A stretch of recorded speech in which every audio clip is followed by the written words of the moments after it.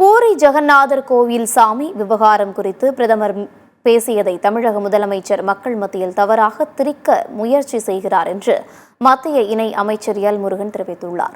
நாமக்கல்லில் செய்தியாளர்களை சந்தித்த அவர் இவ்வாறு கூறினார்.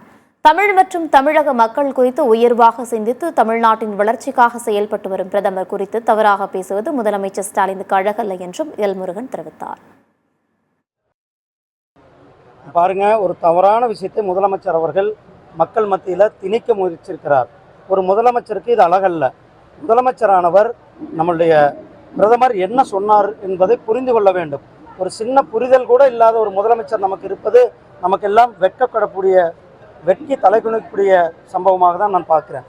பிரதமர் அவர்கள் சொன்னது, ஒரிசாவை ஆண்டு கொண்டிருக்கின்ற ஒருவர், ஒரு அதிகாரி, அவர் அந்த சாவியை அவர்கிட்டத்தில் இருக்கின்ற ஒரு அர்த்தத்தில் தான் சொல்லியிருக்கிறார். அவர் பிரதமர் எந்த இடத்திலையும் தமிழர்களை குறிப்பிட்டு சொல்லவில்லை, தமிழ்நாட்டை சொல்லவில்லை. தமிழர்களையும் தமிழையும் தமிழ் மக்களையும் போற்றிக் கொண்டிருப்பது நம்முடைய பிரதமர் திரு நரேந்திர மோடிஜி அவர்கள்.